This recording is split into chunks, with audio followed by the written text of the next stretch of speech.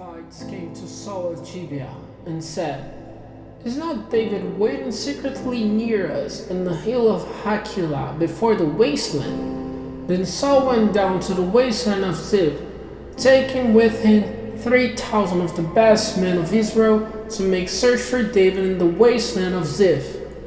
And Saul put up his tent on the hill of Hachilah, which is in front of the wasteland on the road. But David was in the wasteland, and he saw that Saul was coming after him. And so David sent out watchers, and got word from them that Saul was certainly coming. And David got up and came to the place where Saul's tents were. And David had a view of the place where Saul was sleeping with Abner, the son of Ner, the captain of his army. And Saul was sleeping inside the ring of carts, and the tents of the people were all around him. Then David said to Ahimelech the Hittite, and to Abishai the son of Zeruiah, brother of Joab, "Who will go down with me to the tents of Saul?" And Abishai said, "I will go down with you." So David and Abishai came down to the army by night, and Saul was sleeping inside the ring of carts with his spear planted in the earth by his head, and Abner and the people was sleeping round him. Then Abishai said to David, "God has given up your hater into your hands today. Now let me give him one blow through to the earth with his spear, and there will be no need to give him a second."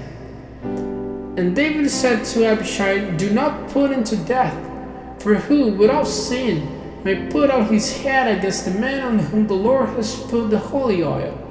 And David said, "By the living Lord, the Lord will send destruction on him. The natural day of his death will come, or he will go into the fight and come to his end. Never will my hand be stretched out against the man marked with the holy oil. But take the spear which is by his head and the vessel of water, and let us go."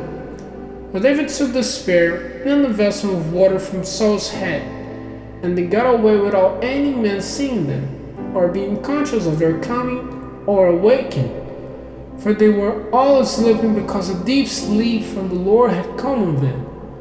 Then David went over to the other side, and took his place on the top of a mountain some distance away, with a great space between them. And crying out to the people and to Abner the son of Ner, David said, "Have you no answer to give, Abner?" Then Abner said, "Who is that crying out to the king?" And David said to Abner, "Are you not a man of war? Is there any other like you in Israel? Why then have you not kept watch over your lord the king? For one of the people came in to put the king your lord to death. What I have done is not good. By the living Lord, that is the right fate for you, because you have not kept watch over your lord, the man on whom the Lord has put the holy oil.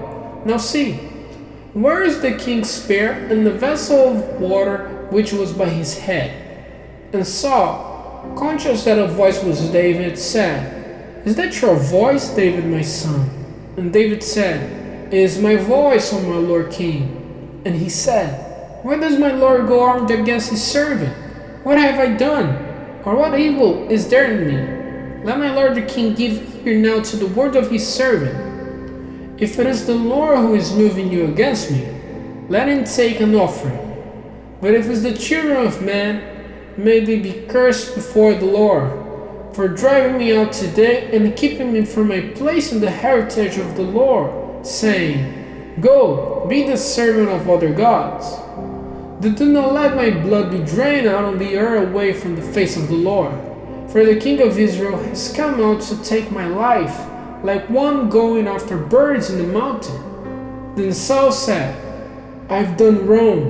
Come back to me, David my son. I'll do you no more wrong, because my life was dear to you today truly. I've been foolish and my error is very great." Then David said, "Here is the king's spear. Let one of the young men come over and get it, and the Lord will give to every man the reward of his righteousness and his faith, because the Lord gave you into my hands today, and I will not put out my hand against the man who has been marked with a holy oil." And so, as your life was dear to me today, may my life be dear to the Lord, and may He make me free from all my troubles. Then Saul said to David, May a blessing be on you, David, my son. You will do great things, and without doubt you will overcome. Then David went on his way, and Saul went back to his place.